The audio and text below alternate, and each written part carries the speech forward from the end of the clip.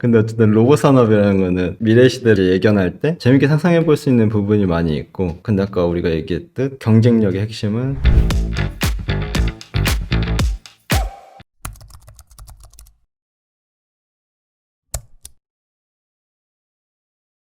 왔니? 요즘 왔니 좀 유행 지났어. 요즘 유행하는 제가 신조 하나 알려줄게요. 안 믿어. 진짜로. 뭔데? 감동 심해. 구라. 약간 안 들어본 적 없는데? 아니, 이거 감동 심해. 감동이 심하다. 바닷속 심해. 감동을 많이 받았어. 감동 심해. 그런 얘기 하지 마. 주식 시장 지금 심해 들리. 지금 이제 한강물 막 그런 얘기 하면 안 돼. 물 높이 이런 거 하지 마라. 사람들 예민하니까. 오케이. 그러면 오늘의 주제는 뭘까요? 올해는 이제 삼전 항상 이제 뭘 많이 하지? 근데 이제 올해 로봇 신제품이 나온다. 이제 이런 이슈가 지금 시장에 떠돌고 있고, 로봇 지금 관련주들 얼마 전에 촬영 갔는데도 로봇 관련주 어떻게 보냐는 이제 그런 얘기 많이 들었거든. 삼성전자가 올해 로봇 이제 신제품 나온다. 그래서 삼전에 올해 첫 투자처로 이제 로봇 회사가 손꼽혔었는데, 제드래곤이 21년 이제 8월 로봇이랑 AI를 포함한 이제 미래 신사업 분야, 거기에 이제 3년간 거의 240조 투자하겠다고 밝힌 이후로 지금 그렇기 때문에 지금 로봇 테마라는 게 또 생성될 수 있지 않았나, 그런 생각이 드는 것 같아. 테슬라 그 로봇 어떻게 된 거죠? 그 얘기 하지 마. 제가 입을 닫아야겠네. 근데 나는 개인적으로 좋게 보고 있어. 그 로봇이 AI 기술이 되게 핵심인데, CEO 리스크 괜찮나요? 그거는 테슬라 건들지 마. 여기 삼슬람 들어오는 것이니까. 그러면 어떤 회사의 주가가 오른 거예요? 뭐 이렇게 삼성전자가 이제 로봇 사업에 대해서 이제 본격적으로 이제 드라이브를 걸고 있는 와중에 로봇 관련 주식들에서 변화가 있었는데, 뭐 대표적으로 이제 램보 로보틱스라는 주식이 50% 가까이 상승했고, 슈림 로봇이라는 것이 이제 한 40% 상승했었던 이슈가 있었지. 그러면 두 회사 주가가 상승한 이유는 뭐죠? 삼전에 이제 투자를 받아낸 이제 레인보우 로보틱스, 거의 경쟁력에는 사실 여러 요인들이 있는데, 우리 간단하게만 이야기해 보면은 레인보우 로보틱스는 이제 글로벌 3대 이제 인간형 로봇 개발사라고 알고 있으면 될 것 같고, 이제 국내 최초로 인간형 로봇 이제 슈봇을 만들기도 했던 회사이기도 해. 핵심 부품을 내재화로 경쟁사 대비 거의 30% 이제 저렴한 가격으로 생산할 수 있다라는 이제 장점이 또 경쟁력이 있고, 그리고 앞으로 이제 로봇 핵심 부품 전체를 내재화 계획하고 있다. 이제 그런 것들이 램보 로보틱스의 경쟁력이 아닐까. 핵심 부품을 직접 개발한다. 이거는 원가 절감이랑 직결되는 부분이 있어. 그래서 마지막으로 올해부터 뭐 미국과 유럽 그리고 협동 로봇 시장을 본격적으로 공략할 계획이기 때문에 실적 성장이 조금 본격화가 이제 기대된다라는 게 이제 시장 전반에 대한 뭐 의견이고, 이를 위해서 이제 공장 증설에도 이제 나설 거다라는 이야기도 나오고 있고, 슈림 로봇은 삼성전자가 지난 이제 CES 2023에서 연내 로봇 출시 계획을 이제 밝히면서 로봇주에도 이제 매수세가 몰리면서 시세를 좀 집중받지 않았나라는 생각이 드는 것 같아요. 그럼 삼성전자가 로봇을 만들게 된 이유는 뭐예요? 삼성전자가 로봇을 만들게 된 계기를 한번 짚어보면은, 일단 삼성전자 새 먹거리로는 이제 로봇으로 생각하기 때문이고, 그리고 코로나 계기로 비대면 수요가 확산되기 때문에 뭐 관련 기술의 고도화로는 이제 로봇 시대, 이제 그 부분이 현실화될 거다, 가능성이 있어지겠다라는 판단 때문에 그런 것 같고, 쉽게 말해서 이제 자율주행이랑 인공지능 기술의 발전으로 이제 로봇의 자유로운 이동이 가능해진다라는 부분이 삼성이 로봇을 만드는 이유다라고 할 수 있고, 당장은 이 로봇이 물류센터, 이제 제조공장 등에서 주로 사용되고, 일상에서 뭐 서비스 로봇 계획은 아직 제한적이긴 하지만 향후 무인화 시장이 이제 본격화되면은 개인 고객들한테도 이제 빠르게 양산화될 수 있지 않을까라는 전망이 있더라고. 그래서 실제로 이제 증권가에서는 미국 내에서 이제 서비스 로봇의 수요가 2020년 2180만 대에서 2023년에는 거의 4,900만 대까지 이제 확대될 계획이라는 보고서를 본 적이 있는데, 그리고 또 로봇의 높은 효율성, 그리고 신뢰성, 그리고 인건비 절감, 이제 이런 것들이 사실 주요 배경으로 꼽히긴 하지만, 더 나아가서 이제 고도화된 AI 그리고 자율주행 기술로 가전 시장까지 주도 역할을 할 것이다 라는 이제 전망도 있긴 하지. 삼성전자는 언제부터 로봇 사업 계획한 건가요? 삼성전자는 언제부터 우리가 로봇 사업을 계획했냐라고 살펴보면은 21년도 2월 로봇 사업화 태스크포스를 이제 창설했는데, 창설하고 나서 1년도 되지 않아서 이제 태스크포스 팀을 이제 로봇 사업 팀으로 이제 격상한 부분, 그러니까 되게 힘을 더 많이 주겠다라는 거지. 그래서 지난 19년부터 CES를 통해 로봇을 발표하면서 로봇 사업에 대한 의지를 대외적으로 드러냈다고 봐야지. 삼성전자가 로봇 사업팀을 이제 출범함에 따라서 이제 로봇 산업계는 향후 삼성전자가 로봇 사업을 어떻게 활성화할지 주목하는 하는 분위기다라고 보면 될 것 같다. 삼성전자가 만드는 로봇은 그럼 어떤 로봇이에요? 삼성전자는 이미 웨어러블 로봇은 국내 최고 수준이다라고 봐도 뭐 무방한데 19년 CES에서 사람이 입을 수 있는 로봇인 이제 웨어러블 로봇 이제 잼스를 공개한 적이 있는데 이 잼스는 보행에 어려움을 겪는 이제 사람들한테 돕기 위해서 보행 보조 로봇이다라고 보면 되는데 주요 근육의 부하를 이제 조금 덜어주면서 걸음걸이가 조금 불편하신 분들을 잼스를 사용해서 쉽게 걸을 수 있게 돕는다라는 이제 그런 봉사용 로봇이다라고 보면 될 것 같고 걸음이 불편하지 않은 사람들이 잼스를 착용하면은 평소 우리가 걷는 것보다 20% 정도 빠르게 이제 걸을 수 있다. 이거 상상해보면 되게 재밌지. 삼성전자의 웨어러블 이제 로봇 상용화가 거의 끝나가니까 일부 이제 일각에선 삼성이 웨어러블 로봇만 주력하는 것 아니냐라는 이야기도 나왔는데 이 부분에 대해서 삼성전자는 이제 잼스 상용화에 대해서 집중할 계획은 없다라고 이제 반박을 했었고 잼스 같은 웨어러블 로봇 외에도 삼전은 다양한 로봇을 지금 개발하고 있거든. 그래서 집안일을 돕는 이제 로봇 개발도 성공했다고 하는데 19년 CES에서 돌봄 로봇 이제 삼성 케어랑 고객 응대 로봇인 삼성 봇 리테일 그리고 공기정화 로봇인 이제 삼성 봇 에어를 함께 공개하기도 우리가 했었는데 돌봄 로봇은 주기적으로 이제 사용자의 건강을 이제 측정하고 혈압, 심박, 호흡, 이제 수면 상태를 막 측정하고 이제 우리가 복약 시간 이때 약 먹어라 막 이런 것들 우리 애플워치에도 많이 있고 아이폰에 있잖아. 그래서 고객 응대 로봇은 자율주행 기술을 이제 바탕으로 서빙 그리고 안내 뭐 이런 것들을 돕기도 하고 우리 가끔씩 요즘 뭐 햄버거집 가면 있기도 하지. 그래서 공기정화 로봇은 뭐 공기 센서를 이용해서 이제 실내 공기가 가장 오염된 부분부터 이제 찾아가서 이제 공기청정 기능을 하는데 작년 1월 이제 CES 2022에서는 이제 삼성 봇 아이 로봇을 내놓았는데 이제 삼성 봇 아이는 고개를 끄덕이거나 좌우로 막 이렇게 흔드는 움직임을 통해서 사람과 소통할 수 있는 이제 인터랙션 로봇으로 화상 통화 그리고 원거리 제어 기능 막 이런 것들이 탑재되어 있다 하더라고. 그래서 올해 이제 2023 뭐 CES에서는 가정용 로봇에 이제 팔을 단 이제 삼성봇 핸디도 선보였다. 그래서 삼성봇 핸디는 이제 본격 가사 로봇 우리가 이제 막 설거지하거나 식기를 정리한다거나 이런 것들을 할 수 있는 이제 로봇이라고 하는데 내년에는 2023에서는 팔 3개 달린 겁니다.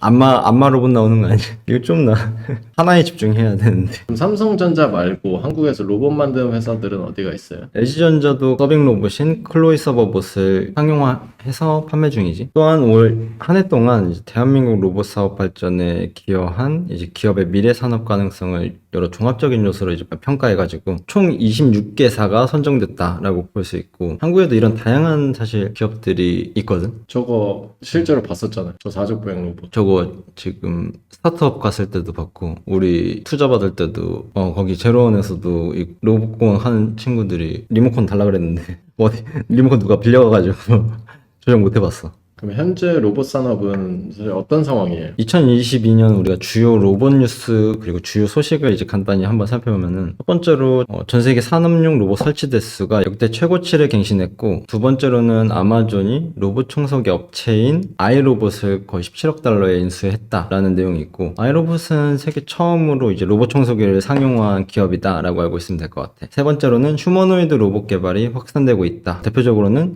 테슬라, 샤오미, 그리고 유비텍 등 휴머노이드 로봇을 이제 공개했었고 네 번째로는 중국 서빙 로봇 돌풍을 일으키면서 가격 경쟁력을 앞세운 이제 중국 서비스 로봇 기업인 푸드 로보틱스 거의 60여 개 국가 4만 대 정도를 서빙 로봇으로 판매했다고 하는데 그럼 현재 로봇은 사실 실용성이 있는 건가요? 이런 로봇 산업에 대해서 사실 우리가 한 번쯤은 이제 생각해봤을 거라고 생각이 드는데 과연 로봇이 사람을 대체할 수 있을까? 실효성이 있을까? 이런 부분에 대해서 생각을 해봤을 건데 사실 이제 로봇 산업은 시대적 흐름이 아닌가? 라고 보여지고 로봇은 우리가 크게 산업용 로봇 그리고 서비스 로봇으로 나눠져 있는 걸로 보면 되는데 산업용 로봇은 이제 우리가 자동차, 전기전자 부품 이런 부분들의 이제 제조업 공장에서 주로 이제 설치되고 서비스용 로봇은 이제 전문 서비스와 이제 개인 서비스로 이제 분류되어 있는데 대표적인 우리가 전문 서비스라고 하면은 물류, 의류, 군사 로봇 이런 것들이 있고 개인 서비스용 로봇으로는 청소, 교육, 뭐 엔터테인먼트 이 정도 있다고 보면 될 것 같아요. 그래서 산업용 로봇은 스마트 스마트 제조의 사실 필수 기자재라고 보면 되는데, 로봇 산업은 전방 산업을 이제 보조하는 융합 산업으로 자동차, IT, 헬스케어랑 같은 이제 산업들이랑 시너지를 내면서 동반 성장, 고부가치화를 이제 이끌면서 성장이 멈춘 이제 선진국들한테 성장의 촉매제이자 힘전략 산업 이제 그런 것들로 이해하면 될 것 같고, 지금 로봇 산업은 테마가 아니라 거스를 수 없는 시대의 흐름 그런 게 아닐까라고 생각하고, 반복적으로 사실 우리가 고된 노동은 빠르게 로봇으로 대체될 거다라는 이런 얘기 되게 많이 들었잖아. 그래서 기계 사용으로 인해서 생산량 그리고 효율성이 실제로 증가하고 있고, 거기에 정보통신 기술을 기계에 우리가 결합하면서 이제 정밀 제어할 수 있게 된 현재 기술 수준이라고 볼 수 있지. 이제 인간이 관리만 하면 되는 이제 스마트 제조 시대가 도래했다 정도로 우리가 보면 될 것 같다. 근데 다만 이제 로봇 산업의 진입 장벽은 사실 굉장히 높다라고 여겨지는데, 왜냐면 하드웨어만 잘해서 되는 것도 아니고 소프트웨어만 잘해도 되는 게 아니라 그 두 개를 결합해야만 하는 이 산업의 특성이라는 부분이 진입 장벽을 높이는 것 같아. 그래서 사실 기존 플레이어를 제외하고서는 이제 후발주자들의 점유율은 사실 20% 이하라고 보면 될 것 같고, 근데 내연기관 자동차 경쟁 중에 전기차가 이제 등장했듯이 산업용 로봇 내에서도 뭐 부상하고 있는 이제 협동 로봇을 우리가 주목해볼 필요는 있다라고 생각이 드는 것 같아. 그래서 협동 로봇은 이제 사람이랑 같은 공간에서 작업하면서 이제 사람이랑 물리적으로 상호작용할 수 있는 로봇이다라고 보면 되는데, 이전 산업용 로봇들이 사람과는 사실 독립된 공간에서 동하도록 설계된 거랑은 조금 대조되는 점이다라고 볼 수 있고, 기존 산업용 로봇 대비에 저렴한 가격, 조작의 용이함으로 이제 외식 산업 그런 조리 부분에도 활용되고 있다라고 보면 될 것 같고, 7년에 이제 전체 산업용 로봇 내에서 협동 로봇 점유율은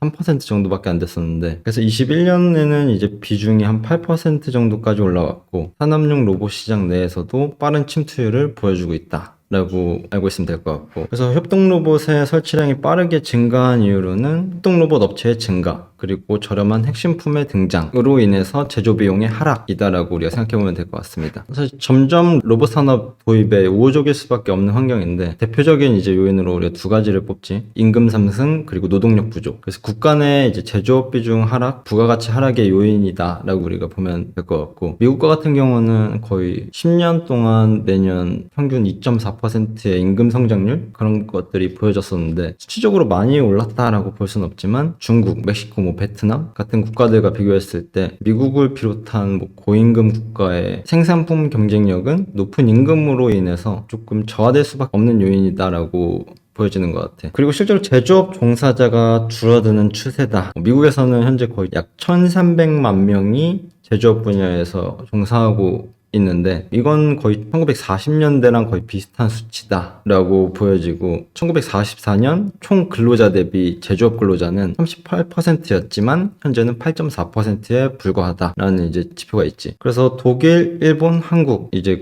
이 3개국도 비슷한 상황이다라고 볼 수 있고, 그래서 중국의 인구 감소와 함께 노동력 부족 또한 뭐 예정된 상황이다라고 볼 수 있지. 그래서 이런 요인들이 로봇 산업의 이제 성장성에 대한 사실 근거들이다라고 볼 수 있고, 현재 중국, 일본 이제 이 두 개 국가의 산업용 로봇 생산은 거의 지금 최고치를 막 계속 경신하는 중이다라고 시장에서 지표가 나오고 있고, 산업용 로봇은 이제 글로벌 제조업, R&D 투자, 그래서 신규 설비 준공으로 꾸준히 막 이렇게 성장을 할 것으로 전망하는 보고서가 굉장히 많고, 중국은 코로나로 인해서 뭐 락다운에도 로봇 생산은 이제 증가 추세를 굉장히 보여줬고, 일본도 그와 비슷한 상황이다라고 보면 될 것 같네. 사실 한국 로봇 산업의 수요는 높지만 이제 글로벌 경쟁력 주요국 중에서는 최하위에 있거든. 글로벌 로봇 산업은 20년 기준으로 240억 달러 규모의 시장인데, 이 중에 한국 로봇 시장은 이제 30억 달러의 규모로 세계 시장에서 12.3% 정도에 불과하고, 글로벌 시장이 거의 연평균으로 한 9%씩 성장하고 있는데 한국은 한 2% 성장이 그쳤다는 거는 너가 판단해야 될 일이지.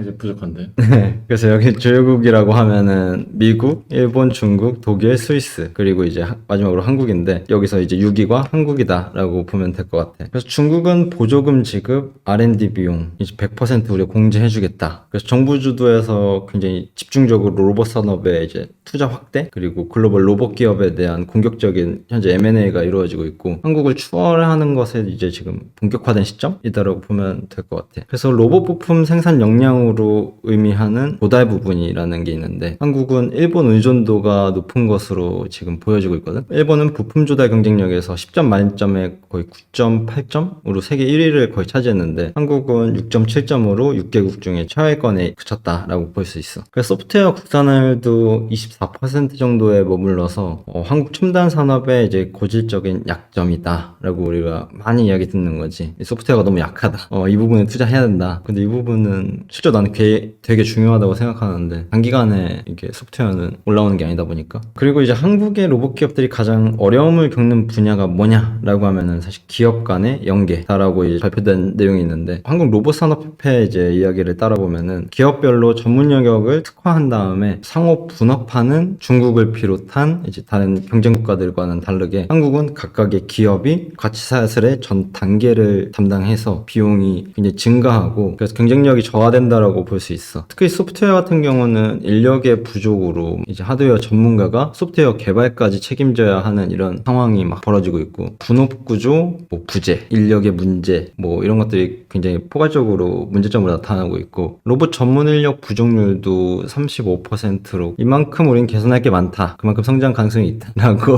긍정외로 대단한데.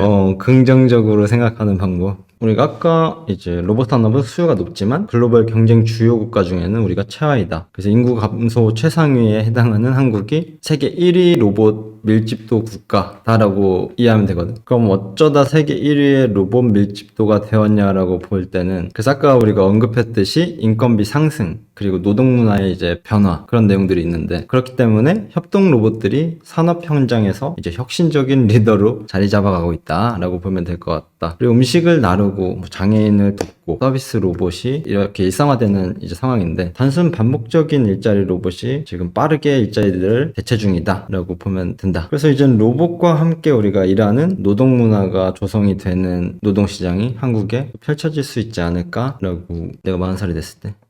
그에 따라서 이제 미국의 보스턴 컨설팅 그룹이라는 데가 있는데 로봇 밀집도 높은 한국이 2025년까지 전 세계에서 인건비 감소율이 가장 높을 것이다 라고 예상한 내용이 있어. 또 로봇 산업이 이제 성장하면서 로봇이 인간의 일자리를 빼앗을 수도 있다 라는 논쟁도 함께 굉장히 커지고 있는 상황이잖아. 굉장히 한 20년도부터 4차 산업 이제 하면서 논쟁이 많았었지. 그렇다 보니까 이제 국내 노조들이 로봇을 중심으로 한 이제 스마트 공장 전환에 대해서 반대하는 것들이 그런 이유 때문이거든. 그래서 현대기아차가 이제 꺼낸 국내 신공장 계획이 노조에 이제 반대해서 약간 직면한 것도 인간 일자리를 로봇으로부터 지키기 위한 투쟁에 가깝다라는 게 전문가들의 판단인데 그렇지만 장기적으로 로봇이 단순 반복적인 노동 중심 일자리를 대체할 것이다 라는 주장에는 거의 누구도 이견이 없는 상태다라고 보면 된다. 또 반대로 로봇이 기업 수익 증대에 일조하다 보니까 전체 고용을 늘릴 수 있다라는 반론도 있는데 어느 이제 로봇 회사의 대표는 결국 로봇을 활용하는 건 사람이기 때문에 로봇이 내 일을 도와준다라고 생각하면 잘 활용할 수 있지만 경쟁자로 보면은 활용도가 떨어져서 노동 혁신이 일어날 수가 없다. 이제 이런 내용들을 이야기한 적이 있지. 그래서 내가 로봇을 이끄는 팀장이 된다라는 생각으로 로봇을 우리가 적극적으로 활용하는 방법을 모두가 함께 찾아야 된다라고 로봇 회사 대표가 이야기했습니다.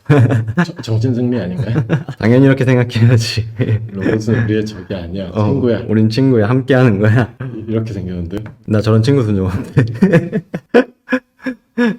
그래도 우리는 친구다라고 생각해야 된다. 그러면 실제로 사실 로봇으로 인해서 대체되고 있는 산업도 있나요? 뭐 우리 일상에서 기존 산업이 로봇으로 인해서 대체되고 있는 것들이 조금씩 이제 생겨나고 있는 상황인데 한 가지 예시를 들어보면은 로봇으로 단순 업무를 대체하는 이제 병원들이 요즘 생기고 있다는 거지. 병원들은 로봇이 이제 선택이 아닌 필수가 될 것이다라고 전망하고 있는데 이제 삼성 서울병원 같은 경우는 로봇으로 병동에 필요한 물품을 배송하거나 의료 폐기물 같은 부분들을 수거하는 물류자동화 시스템을 구축하게 된 사례가 있지. 병원 내에서 고급 인력의 업무 중에 단순 업무가 많은 것 그리고 특히 간호 인력들이 물건을 배송하는 일이 병원에서 문제가 되곤 했는데 삼성 서울병원은 이 로봇을 활용해서 병동으로 자동 배송하는 시스템을 갖추었다. 굉장히 만족한다라고 이야기하고 있고. 그러면 로봇 산업이 성장함에 따라서 뭔가 어떤 것들이 또 많이 변할 수 있을까요? 로봇 산업이 이제 성장함에 따라서 산업의 변화도 굉장히 다양해질 거다라고 생각이 드는데 첫 번째로 우리가 사회 구조의 변화가 있을 수 있겠다라는 생각. 앞으로는 인공지능 로봇 기술이 중산층의 일자리를 일부 대체하게 되면서 중산층 계층이 이제 축소되는 계층 구조로 변화된다라는 이런 전망 보고서가 있지. 이제 인공지능 로봇의 효율성 확대로 인간의 수명은 훨씬 더 늘어나고 늘어나는 시간에서 인간은 VR과 같은 가상현실에서 머무르는 시간이 증가할 거다라고 보고서들이 많이 있지.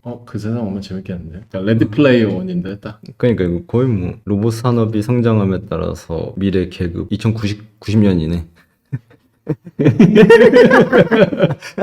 2090년이었구나. 이거 거의 뭐 재밌다 이거. 저희는 없을 때군요. 이거는 내가 볼 때는 우리가 보지 못하는 미래가 될 것 같아. 90년을 예측해? 오, 굉장히 센시하는데? 그리고 둘째로는 이제 교육. 직업 변화. 그래서 현재 교육은 주로 실수 안 하는 걸 우리가 배우는 게 교육이지만 인공지능 로봇이 이제 조금 더 정확히 할 수 있기 때문에 암기 위주의 교육은 인간이 기계화되는 2차, 3차 산업혁명에 적합했던 교육이다라고 평가받고 있지. 근데 미래에는 보다 창의성 중심의 이제 교육으로 변화될 거다라는 내용이 있는데 직업의 경우에도 인공지능 로봇으로 이제 대체될 거다. 인공지능 로봇 관련 직업이 뭐 늘어날 거다. 창의성 중심의 직업은 더 중요할 거다. 라는 2090년 전망. 셋째로는 이제 경제금융의 이제 구조가 변화한다. 이제 경제 구조도 소유경제에서 공유경제로 이제 변화할 거다라는 것으로 예상하는데, 공유경제는 이제 소유하고 있는 제품과 이제 서비스를 다른 사람이랑 이제 함께 공유하면서 사용한다는 개념으로 공유주방, 공유 차량 뭐 이런 거 많이 있었잖아. 그런 차원의 개념으로 우리가 자원과 서비스의 활용도를 높일 수 있다라고 이해하면 될 것 같고, 또 인공지능 로봇 기술 발달로 인건비가 낮은 시장에서 제품을 생산하는 대신 인공지능 로봇 기술로 자국 내에서 생산을 늘리는 자국화 이제 시장 경제 구조가 변화할 거다라는 전망이 있지. 몇 년도인지는 비밀입니다. 정답 92년. 92년. 그래서 금융산업도 인공지능을 활용한 이제 금융 직거래가 확산될 전망이다라고 보면 될 것 같아. 오늘은 새롭게 뭔가 2090년의 상황을까지 예상해봤는데 어때요? 썸네일 나 하이바 씌워줘. 우주복이 해주고. 친구들이랑 같이 올려줄게요. 아까 친구들 봤죠? 재밌는 내용이었어 오늘. 2090년 내용을 소설 한 편 쓴 것 같은데.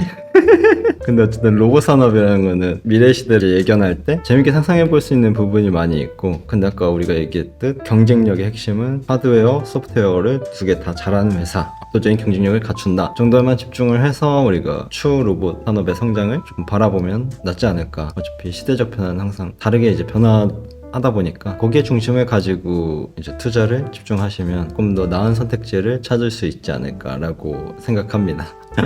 네, 재밌는 주제였고요. 저는 또 다음 영상에서 뵙도록 하겠습니다. 안녕.